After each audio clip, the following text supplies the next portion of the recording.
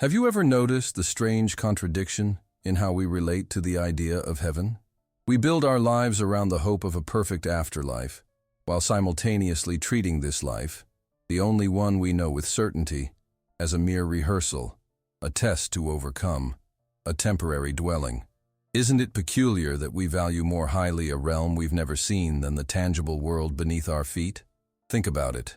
From childhood, many of us learned to see this existence as inherently insufficient. We were taught to long for another world, to believe that true fulfillment would come only after death. Real life begins later, we're told. This is just temporary. And meanwhile, the only life we have passes before our eyes, often lived halfway, with our attention divided between the here and a hypothetical there. This orientation toward another world has had profound consequences. It has generated a peculiar form of cosmic ingratitude, an inability to fully appreciate the existence we have, always comparing it to an imagined ideal.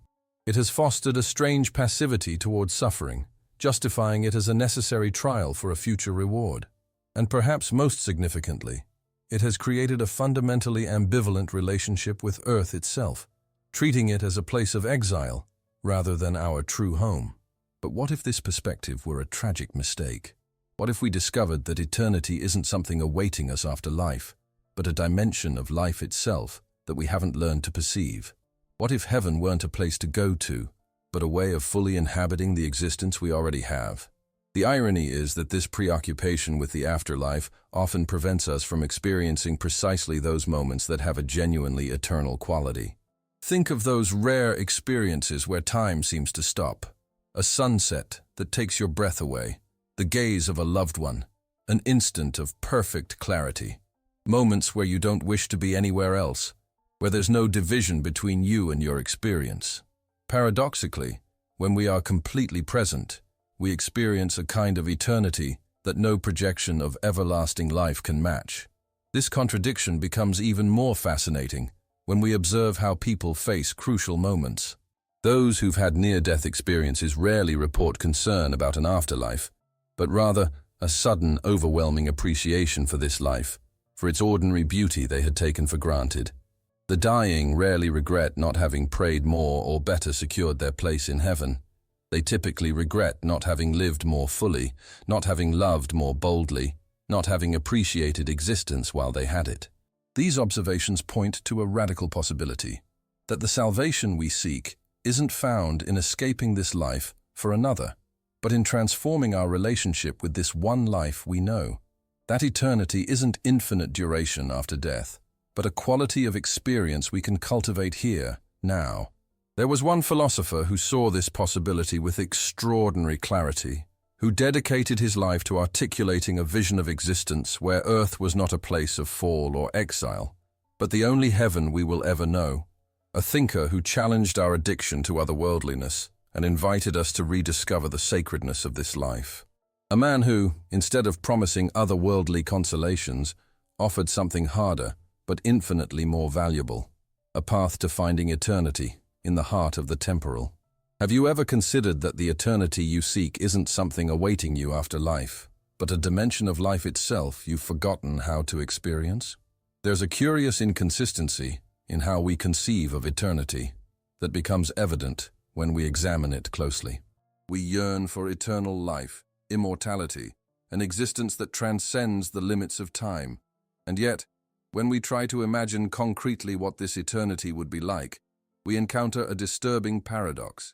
Eternity, as traditionally conceived, would be unbearable. Think about what it would truly mean to exist forever. An endless consciousness, a being that continues indefinitely, accumulating experiences without conclusion. Human psychology isn't structured for such a condition. Our capacity to find meaning depends, in large part, on finitude. The beauty of a sunset derives partially from its transience. The value of a human encounter is tinged by its unrepeatable character. Even great joys would lose their intensity if extended indefinitely, diluted in the infinite continuity of time. This contradiction becomes even sharper when we consider traditional visions of paradise. Classical descriptions of heaven, a place of perfect peace, eternal harmony, and continuous worship, are curiously static. There is no desire for all desire is satisfied, no struggle, for all conflict is resolved, no becoming, for all perfection is already realized. Without these elements, what would remain of human experience as we know it? What would it mean to still be you under such conditions? What makes this anomaly particularly revealing is how it contradicts our lived experience. The moments when we feel something close to eternity, those instants where time seems suspended, are not moments of separation from earthly life, but of total immersion in it. They don't occur when we detach from the world, but when we plunge completely into its immediacy. The musician lost in performance, the lover in the ecstasy of union, the hiker absorbed in natural beauty. These experience a quality of eternity precisely through their total presence in the temporal. Consider also the paradoxical relationship between intensity and temporality. The experiences we value most, love, creativity, discovery, beauty, derive their power partly from their transitory nature. It's precisely because we know they won't last forever that we can experience them with full intensity. Finitude isn't the enemy of meaning, as we've been taught to believe, but its necessary condition. Without temporal limits, experience dissolves into a formless continuity, losing the definition that gives it value. This understanding raises a revolutionary possibility. What if the eternity we truly long for isn't an infinite extension of time, but a quality of experience that transcends the usual division between temporal and eternal? What if we could find the eternal, not by escaping time, but by immersing ourselves so completely in it that the very distinction between moment and eternity dissolves? This possibility was explored by a philosopher who dared to question the fundamental premises on which we've built our understanding of eternity. Instead of opposing the eternal to the temporal, the spiritual to the earthly, he asked, what if true eternity isn't something awaiting us after life, but a dimension of life itself that we haven't learned to fully inhabit?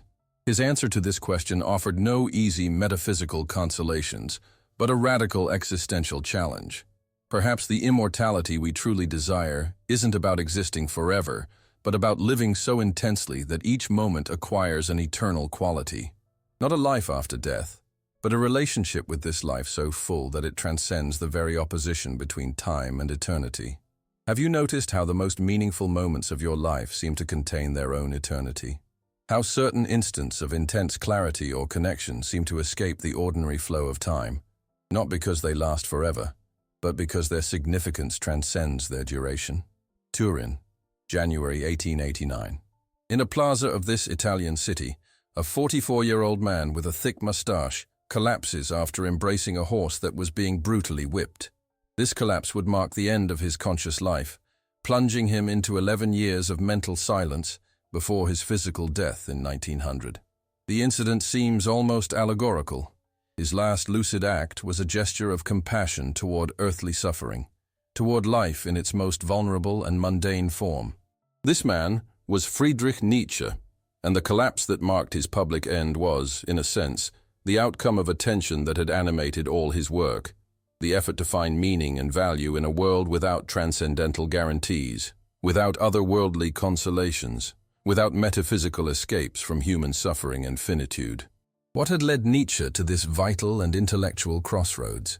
Born in 1844 in Röcken, Prussia, he grew up as the son of a Lutheran pastor, immersed in the Christian tradition he would later critique so sharply. His father died when Friedrich was just 5, an early experience of loss that marked his relationship with death and transcendence. Young Nietzsche's education led him to classical philology, the study of ancient texts, giving him a unique perspective. He could see how different civilizations had created various frameworks for understanding the relationship between the temporal and the eternal, between earthly life and transcendent aspirations. What distinguished Nietzsche was his extraordinary ability to perceive the spiritual crisis looming in European culture. Unlike many of his contemporaries, he understood that the decline of traditional religious faith wasn't simply an intellectual adjustment, but an existential catastrophe. The death of God, he diagnosed, wasn't a triumphant affirmation of atheism, but the somber recognition that the West had lost the metaphysical framework that had given meaning and purpose to existence for centuries. This loss posed a dizzying question. If there is no beyond to redeem earthly suffering, if there is no cosmic judge to guarantee final justice, If there is no eternal realm to promise compensation for the limitations of this life, how can we avoid falling into despair or nihilism? How can we find value in a contingent, temporal existence marked by suffering and destined for extinction? Most thinkers of his time responded to this crisis in two ways. Some clung to old religious beliefs despite their growing intellectual implausibility.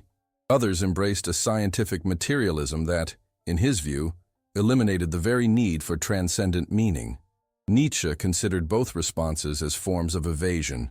The first, escaping into imaginary consolations. The second, avoiding confronting the depth of our need for meaning. What made Nietzsche extraordinarily suited to address this crisis was his rare combination of sensibilities. On one hand, he possessed a relentless intellectual honesty that prevented him from resorting to metaphysical consolations he could no longer honestly believe. On the other hand, he had a deeply romantic appreciation for the mystery and beauty of existence, which made him equally incapable of accepting a merely mechanical universe devoid of intrinsic meaning. This dilemma found expression in his first major work, The Birth of Tragedy, where he contrasted two fundamental impulses in Greek culture, the Apollonian, the principle of order, form, and rationality, and the Dionysian, the chaotic, ecstatic, and transformative energy of life. Greek tragedy, according to Nietzsche, represented a perfect synthesis. It didn't deny the chaos and suffering of existence, but transformed them into a meaningful aesthetic experience. The Greeks didn't need another world to redeem this one. They found redemption in the artistic transformation of this life, with all its terrible beauty. This perspective marked the beginning of the quest that would occupy the rest of Nietzsche's conscious life, finding a way to fully affirm this existence, without resorting to false transcendental consolations. He wasn't seeking to escape temporality for eternity, but to discover a form of eternity within temporality itself, not immortality after life, but a relationship with life so intense that each moment would acquire an eternal quality. In his personal notes from this period, Nietzsche wrote, "My philosophy brings the good news that there is no opposition between true world and apparent world." This seemingly simple statement contains a revolution. There is no true world transcending this existence that devalues it. This world, with all its intensity, beauty, and suffering, is the only one we have, and the only one we need to find fulfillment. Have you ever experienced moments where you felt you didn't need another world, another life, another time, where the intensity of the present seemed to contain its own form of completeness and eternity? Nietzsche's investigation began with a profound observation. Our conceptions of eternity and transcendence aren't absolute truths, but specific cultural creations that have evolved over time. Through his philological training, Nietzsche was able to trace how different civilizations had conceptualized the relationship between the temporal and the eternal, and he discovered something surprising. The rigid separation between this life and an eternal beyond was relatively recent in human history. On the Genealogy of Morals, Nietzsche examines how ancient cultures, particularly pre-Socratic Greek civilization, didn't radically oppose the earthly and the divine. For early Greeks, the gods didn't inhabit a realm completely separate from human experience. They were intensified manifestations of forces present in life itself. The divine wasn't beyond the world, but deeply rooted in it, as its most potent and vital dimension. This discovery led Nietzsche to a revolutionary understanding. The idea of a separate heaven, a perfect realm that devalues this life by comparing it to an unattainable ideal, wasn't an eternal truth, but a specific innovation, primarily of Platonism and later Christianity. Before this transvaluation of values, as he called it, human cultures had found forms of sacredness and transcendence within life itself, not in its rejection. Nietzsche found evidence for this perspective in his analysis of Greek tragedies, which he had studied intensely. These works didn't offer metaphysical consolation in the face of suffering. They didn't promise an afterlife where final justice would be restored. Instead, they presented suffering as an integral part of an existence that, in its totality, could be aesthetically affirmed. Tragedy transformed pain not by placing it within a divine plan or promising future compensation, but by revealing its place in the terrible beauty of life itself. This perspective also appeared in his study of cultures that celebrated what he called the great health, a vitality that doesn't deny the terrible aspects of existence, but incorporates them into a broader affirmation. Cultures where religious experience wasn't oriented toward another world, but toward an intensification of this one, where the sacred was found not in immaterial purity, but in the depth of embodied experience. Perhaps the most compelling evidence came from Nietzsche's analysis of ecstatic experience, moments where time seems suspended, where individuality dissolves into something larger. These states, traditionally interpreted as glimpses of a separate spiritual realm, Nietzsche reinterpreted as instances where we directly experience the unity that always exists between our individuality and the broader life process. Ecstasy doesn't take us beyond life, but more deeply into its core. In his personal writings, Nietzsche describes his own experience of such moments, particularly during his solitary walks in the Swiss and Italian Alps. At these heights, with the horizon expanding into infinity, he experienced instants where time disappears and only the moment exists. These weren't for him temporary escapes from life, but deeper immersions into its true nature. Moments where the distinction between the temporal and the eternal dissolved in an immediacy so intense it transcended the division itself. This kind of experience informed his concept of the eternal instant, moments that, though temporally finite, possess a quality of completeness that transcends ordinary duration. They aren't eternal because they last forever, but because their significance can't be contained within conventional measures of time. They contain, in their transience, a form of infinity. Nietzsche's understanding found additional validation in his analysis of the lives of exceptional individuals throughout history, artists, musicians, thinkers, who had lived with extraordinary intensity. He observed that what distinguished these figures wasn't an orientation toward another world, but an ability to immerse themselves so completely in this one that each moment acquired a kind of eternal glow. Goethe, especially, represented for Nietzsche the ideal of a life that had found eternity, not by seeking it beyond time, but through an intensification of time itself. Have you experienced moments where time seemed to transform, not disappearing into an abstract eternity, but intensifying until each second seemed to contain infinite depth? Instants that, though brief in duration, seemed to contain a fullness that no temporal extension could increase. As Nietzsche deepened his investigation, he began to identify a crucial pattern. Our conventional notions of eternity aren't just culturally specific, but reflect a particular relationship with life. Specifically, a relationship characterized by resentment toward its transience and imperfection. The promise of eternal life in a perfect beyond, he suggested, arose not from divine revelation, but from a psychological refusal to accept the limits and temporality inherent in existence. In Thus Spoke Zarathustra, Nietzsche explores this idea through the concept of the spirit of gravity, an orientation toward life that finds it fundamentally deficient, that yearns to escape its basic conditions. This spirit cannot accept constant flux, the absence of absolute guarantees, the inevitability of suffering and death. Rather than facing these realities, it constructs an imaginary world where everything found painful in this life is negated.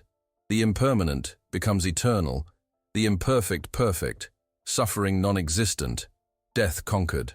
What makes this analysis particularly powerful is how it links our conception of eternity with our relationship to time.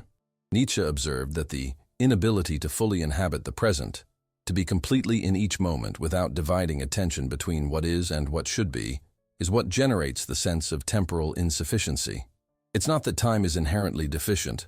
It's our way of experiencing it, always projecting ourselves toward the future or regretting the past, that creates the sense of lack we then project onto fantasies of a timeless beyond. This understanding led Nietzsche to a radical perspective. The problem isn't temporality, but our relationship with it. We don't need to escape time into eternity. We need to transform our experience of time itself to discover the eternity already contained within it. This transformation doesn't require belief in another world, but a reorientation toward this one, learning to be so completely present in each moment that the very division between time and eternity dissolves. Evidence for this perspective appeared in Nietzsche's analysis of altered states of consciousness, particularly those induced by music. In the case of Wagner, he explores how certain musical experiences generate a sensation where the ear loses the perception of time. What's fascinating is that this loss of chronological time isn't experienced as absence, but as an extraordinary fullness, a now so saturated with meaning that it transcends ordinary duration. This observation suggested that what we truly long for isn't escape from time, but experiencing it in a transformed way. Nietzsche's personal notebooks from this period reveal his growing interest in specific states of consciousness where this temporal transformation occurs. He carefully documented his own experiences of great noontides, moments of perfect clarity where time seemed simultaneously to stop and intensify. These weren't for him mystical states pointing to another world, but instances where he experienced this life with such complete immediacy that its immanent eternity was revealed. This investigation culminated in the concept that would become central to Nietzsche's mature philosophy, the eternal return. Initially presented in The Gay Science as a thought experiment, what if you had to live your life exactly the same, with every detail unchanged, again and again for all eternity? This idea evolved into a completely new understanding of the relationship between time and eternity. The eternal return wasn't for Nietzsche a literal cosmological theory, though he sometimes explored it in those terms, but a way of conceptualizing an eternity that doesn't negate but intensifies the temporal. The question isn't whether we will live forever, but whether we can live each moment with such fullness that its eternal return would be something to affirm rather than dread. It's not about infinite duration, but infinite depth, about living in such a way that each instant contains its own form of completeness. In his notes for The Will to Power, Nietzsche articulates this vision: to stamp becoming with the character of being, that is the highest will to power. By this, he suggests that true eternity isn't about escaping the constant flux and change of existence into a static, immutable state, but relating to that flux in such an affirmative way that each moment, in all its singularity and transience, acquires a quality of necessity and perfection we traditionally associate with the eternal. Have you noticed how our preoccupation with the future or the past often prevents us from fully experiencing the present? And have you experienced those rare moments where, being completely in the now, time seems to transform, not disappearing but becoming infinitely deep? As Nietzsche continued his exploration, a revealing pattern began to emerge, one that connected psychological understanding, cultural criticism, and lived experience. This pattern suggested something surprising. Our traditional conception of eternity as escape from time is intimately linked to an inability to fully accept and affirm life in its totality. In Twilight of the Idols, Nietzsche analyzes how the philosophies and religions that most fervently promise another life are typically those that most deeply reject fundamental aspects of this one. He observed a consistent correlation.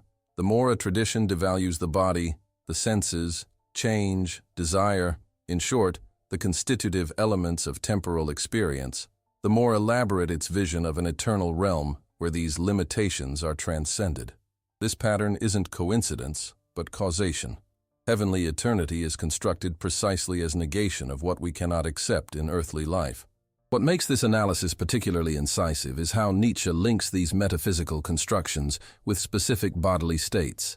On the Genealogy of Morals, he suggests that conceptions of immaterial eternity aren't revealed truths, but symptoms, expressions of particular physical constitutions, specifically those for which sensory intensity, constant change, and finitude are unbearable.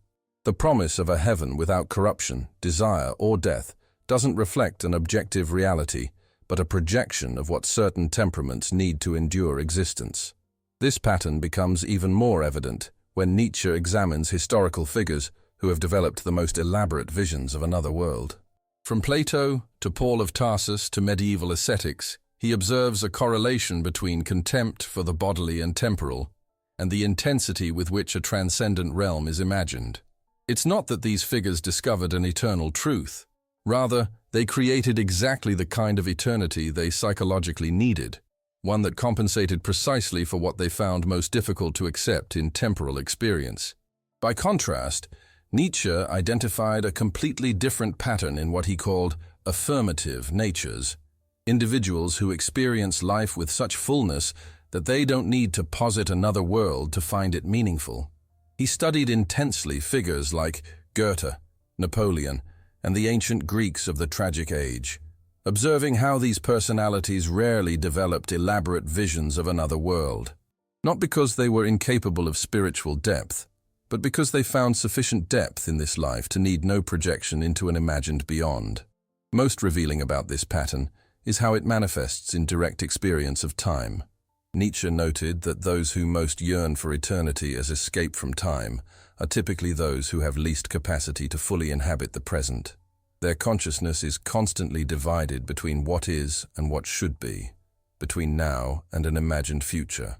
By contrast, those who can immerse themselves completely in each moment, children at play, artists in creation, lovers in ecstasy, experience a quality of eternity within time itself, without needing to posit its existence elsewhere.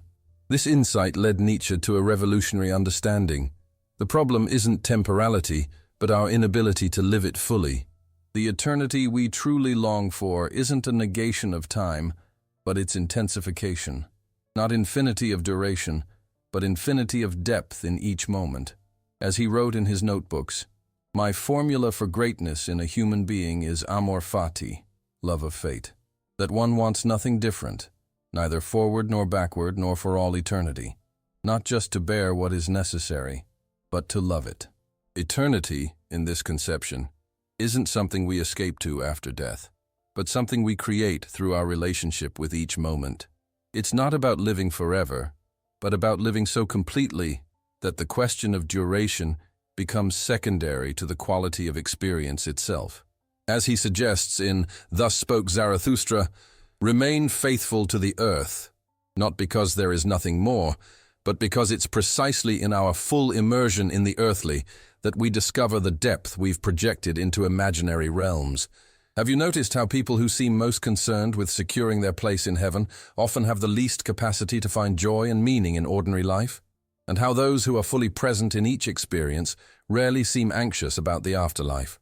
The implications of Nietzsche's understanding of eternity extend far beyond abstract philosophy, affecting how we understand human purpose, the nature of spiritual well-being, and our relationship with mortality.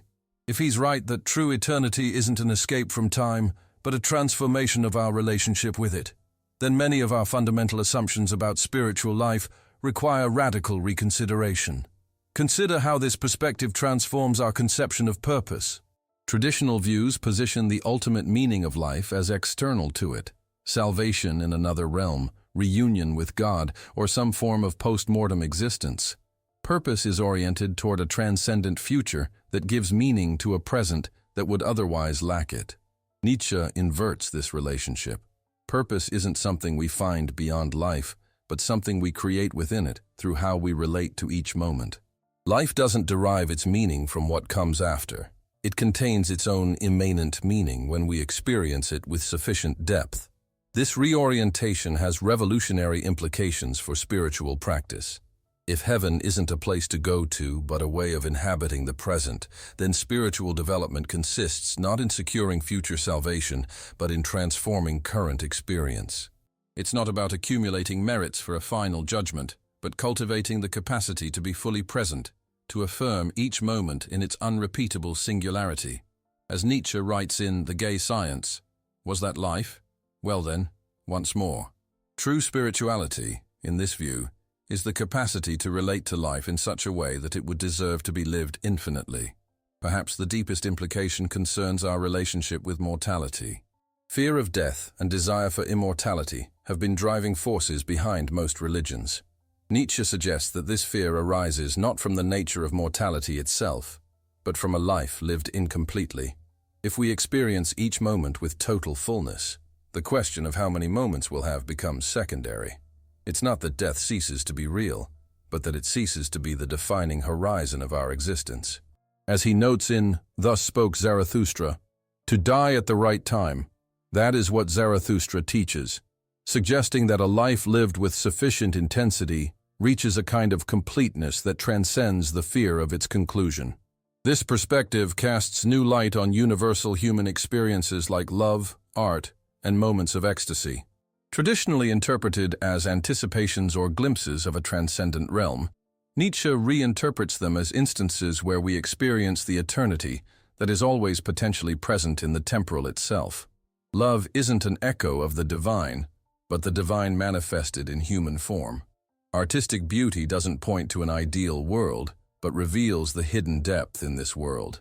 Ecstasy isn't a momentary escape from the temporal, but a more complete immersion in its true nature. Nietzsche's personal notes reveal how he applied this understanding to his own experience. Despite the chronic physical suffering that characterized much of his adult life, he cultivated what he called the great health, not an absence of illness, but a capacity to relate to each experience, including pain, in an affirmative way.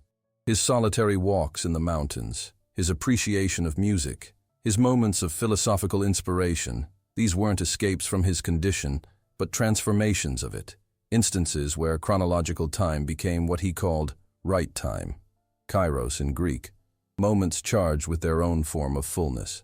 This transformation of suffering through affirmation represents perhaps the most radical implication of Nietzsche's vision. Suffering, in traditional perspectives, is something that will eventually be eliminated in a perfect beyond, or that has meaning only as a trial for that final destiny. Nietzsche proposes something much more demanding, that suffering can be transformed not through its eventual elimination, but through its incorporation into a broader affirmation of life in its totality. It's not about enduring it for a future reward, but recognizing it as an integral part of an existence that, in its complete tragedy and beauty, can be affirmed for itself. Have you experienced moments where, even amid difficulties, you felt a strange completeness, not because suffering disappeared, but because it somehow formed part of a life that, in its totality, you could affirm? And have you noticed how such moments have a quality that might be called eternal, not because they escape time, but because they transform it? If Nietzsche's vision of immanent eternity is so liberating, why hasn't it transformed our cultural understanding of life and death? Why do we remain oriented toward a transcendent beyond, seeking eternity as escape from time rather than as its transformation? Nietzsche identified powerful systemic forces that work to maintain our otherworldly orientation, not through conscious conspiracy, but through institutional and psychological patterns that perpetuate the devaluation of this life in favor of an imagined other. Religious institutions have been perhaps the most obvious force maintaining this orientation. Nietzsche analyzed how these institutions derive power precisely from positioning themselves as intermediaries between humans and eternity. By establishing a system where salvation requires adherence to specific doctrines and practices, these institutions ensure their continued relevance. A perspective like Nietzsche's, which locates eternity in direct experience rather than in a realm requiring institutional mediation, fundamentally threatens this power structure. In The Antichrist, Nietzsche specifically examines how Christianity institutionalized what he calls the great sin against life, the systematic devaluation of temporal experience in favor of an eternal realm accessible only by following the Church's prescribed path. It's not just that this vision promises heaven. Crucially, it promises a heaven accessible only through certain authorized intermediaries. Eternity itself becomes a tool for social and psychological control. But Nietzsche saw that this transcendent orientation extends far beyond formal religions, permeating even apparently secular structures. Political systems, for example, frequently reproduce the same structure: present sacrifice for future utopia, current suffering justified by an eventual heaven on earth. Whether Marxism's classless society or neoliberalism's market utopia, these political visions often function as secularized versions of the same transcendent orientation, postponing fulfillment to a hypothetical future rather than seeking it in a transformation of our relationship with the present. Even our economic structures reinforce this postponement of life. The modern capitalist system institutionalizes what we might call a deferred salvation mentality, presents sacrifice for future reward, exhausting work now for comfortable retirement later, delayed gratification for eventual consumption. Heavens. The pattern is remarkably similar to the religious postponement of fulfillment until the afterlife. The full life is always elsewhere. Another time, never here and now. What makes these patterns particularly powerful is how they become internalized in our psychology. We learn from an early age to divide our consciousness between what is and what should be, to evaluate each moment not for its intrinsic quality, but for how it compares to an imagined ideal. This internal division makes it nearly impossible to experience the immanent eternity Nietzsche describes, which requires precisely the capacity to be completely present without this constant comparison. The result is what Nietzsche diagnosed as nihilism, a condition where life itself loses value, where existence seems to lack immanent meaning and requires external justification. This nihilism isn't overcome by more convincing promises of another world, but only through a fundamental transformation in our relationship with this one. As he writes in The Will to Power, nihilism represents the pathological transitional stage. Pathological is the tremendous generalization, the inference that there is no meaning at all. Overcome when values do not derive their value from something they serve, but from themselves. Have you noticed how many institutions, religious, political, economic, seem to have an interest in our not finding fulfillment in the present, in our remaining oriented toward a hypothetical future always out of reach? What if this orientation weren't natural but cultivated precisely because it serves certain power interests?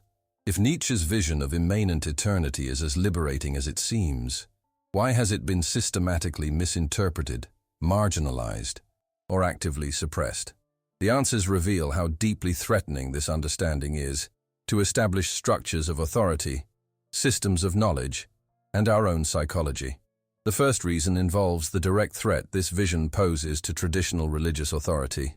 If Nietzsche is right that eternity can be found in a transformed relationship with temporal life, then institutions that have claimed exclusive authority over access to the eternal lose their power. The Church as intermediary between the human and the divine becomes unnecessary if the divine can be directly experienced in the intensity of life itself. It's not surprising that religious interpretations of Nietzsche have consistently presented him as a mere nihilist, a destroyer of values, rather than recognizing his attempt to relocate transcendent values within immanent experience. Nietzsche's personal diaries reveal he was perfectly aware of this threat. In an entry from 1887, he writes, "They call me a destroyer of ideals, but I have simply discovered that ideals have been misplaced. They don't belong to a transcendent realm, but to the heart of life itself." This relocation of the transcendent was systematically ignored by critics who preferred to present him as a simple denier of all transcendence. The second reason involves philosophical and scientific power interests. Western academia has largely structured itself around a metaphysical division between the temporal and the eternal, the material and the spiritual, the relative and the absolute.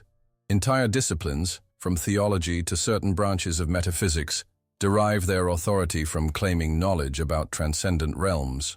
Nietzsche's vision, which dissolves these divisions by finding eternity within the temporal itself, threatens the conceptual foundations on which these disciplines are built. This disciplinary threat explains why academic philosophy has tended to domesticate Nietzsche, treating him as a mere cultural critic or a precursor to existentialism, rather than confronting his fundamental challenge to Western metaphysical categories.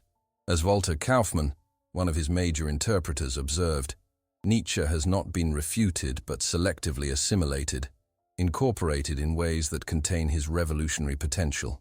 The third and perhaps deepest reason involves psychological resistance. Nietzsche's vision demands a form of creative responsibility that many find unbearable. If eternity isn't something guaranteed by adherence to doctrines or conferred by external authorities, but something we create through our relationship with each moment, then the responsibility for the meaning of our existence falls entirely on us. There's no comfort in external rules, no security in established belief systems, no escape from the task of creating value in a universe that doesn't provide it ready-made. Nietzsche recognized this difficulty when he wrote in Beyond Good and Evil, "Woe to him who harbors deserts." He understood that his vision required a psychological strength most find difficult to muster. the ability to face finitude and contingency without taking refuge in metaphysical fantasies of another world. Imminent eternity requires precisely what we most fear, a complete immersion in life as it is, without the protections we've built against its heartbreaking intensity. This psychological difficulty explains the persistent tendency to misinterpret Nietzsche as a nihilist or relativist, as if the only alternative to eternal values guaranteed by God were a complete absence of values. But this interpretation misses the core of his vision, that values don't need transcendent foundation to be deeply meaningful, that eternity doesn't need to be elsewhere to be real. Perhaps most telling is how Nietzsche himself anticipated these resistances. In Exe Homo, he writes, "Someday my name will be associated with the memory of something tremendous. I know my fate. One day my name will be associated with the memory of something monstrous. I am not a man. I am dynamite." He understood that his message wouldn't simply be rejected, but actively distorted, because it threatens not just specific beliefs, but the very foundations on which we've built our understanding of life and its meaning. Have you noticed how it's psychologically easier to believe that ultimate meaning exists in some transcendent realm than to assume responsibility for creating meaning through how you live each moment? And have you experienced the resistance that arises when you truly contemplate the possibility that this life, in all its contingency and finitude, is the only eternity you will ever know? The final question isn't whether Nietzsche was right about the nature of eternity. The evidence suggests he glimpsed something profoundly true about our relationship with time and transcendence. The question is what it means to live as if this understanding were true. How would our existence be transformed by recognizing that heaven isn't a place to go after death, but a way of inhabiting life with such intensity that each moment acquires an eternal quality? The transformation begins with a fundamental shift in our temporal orientation. Instead of living toward a transcendent future that will retrospectively give meaning to an incomplete present, we can learn to find fullness in each moment, not because it's perfect by some abstract standard, but because it contains its own unique form of completeness when we experience it without internal division. As Nietzsche writes in Thus Spoke Zarathustra, remain faithful to the earth, not because there is nothing more, but because it's precisely in our total immersion in the earthly that we find the depth we've projected into imaginary realms. This reorientation doesn't mean abandoning all aspiration or improvement, but transforming the nature of our aspirations. Instead of working toward a salvation always elsewhere, we can cultivate the capacity to find the eternal in each experience. Learn to perceive, as Blake wrote, a world in a grain of sand and heaven in a wild flower. Hold infinity in the palm of your hand and eternity in an hour. The goal isn't to reach some final destination, but to develop the capacity to inhabit each moment with such fullness that the question of afterward loses its obsessive urgency. For many, this approach initially seems like a loss, the loss of the comforting promise of guaranteed eternity after death. But Nietzsche suggests that what appears as loss is actually liberation. Liberation from the constant devaluation of the present in comparison to an imagined ideal. Liberation from a relationship with life characterized by deferred hope rather than direct experience. Liberation to discover that what we sought in heaven was available on earth from the beginning, if only we had learned to perceive it. This liberation transforms our relationship with time itself. We no longer experience the present as a fleeting point between past and future, but as what Nietzsche called the gateway of the moment, a point where past and future meet, where each instant contains the entirety of time in microform. It's not about escaping temporal succession, but discovering its internal depth, the way each moment, when fully inhabited, opens onto a dimension that transcends ordinary duration. Perhaps most revolutionary about Nietzsche's vision is how it transforms our relationship with mortality. If eternity isn't endless life, but life lived with such intensity that each moment acquires a complete quality in itself, then finitude ceases to be a problem to overcome. It's not that death becomes unreal, but that it ceases to be the defining horizon of our existence. As he suggests in The Gay Science, we can reach a state where the answer to the question, "Do you want this once more and innumerable times more?" is a joyful, Yes. Not because we deny the reality of finitude, but because we've discovered a relationship with life where the question of its duration becomes secondary to the quality of our experience. If this perspective resonates with your experience, perhaps you're already involved in this process more deeply than you realize. Those moments where you lose the ordinary sense of time, where you immerse yourself so completely in an experience that the division between you and it dissolves, where you feel a strange completeness that requires nothing outside itself. These aren't temporary escapes from reality, but glimpses into its deeper nature. Instances where the immanent eternity Nietzsche described reveals itself. I invite you to consider what it would mean to orient your entire life toward this understanding, not abandoning responsibilities or relationships, but transforming how you inhabit them. How would your relationship with work change if you saw it not as a means to a future end, but as a field for full presence? How would your connections with others transform if each encounter were experienced not as a step toward something else, but as an end in itself? What would it mean to love, not for what love promises, but for what it is in its immediate fullness? If you found value in this philosophical exploration, share it with others who might resonate with this vision. Leave a like as a signal that conversations about eternity and meaning still matter in our fragmented world. Subscribe to continue this journey of inquiry, where we examine the fundamental assumptions that shape our lives. And most importantly, share in the comments how you've experienced this immanent eternity. Moments where you felt you didn't need another world because this one, experienced with sufficient depth, contained everything you had projected onto imaginary realms. As Nietzsche wrote, "This is my blessing, to stand above everything as its own heaven, as its round roof, its azure bell and eternal security." Have you begun to discover that the heaven you've been seeking isn't above you, but within experience itself, when you inhabit it without internal division, without longing to be elsewhere?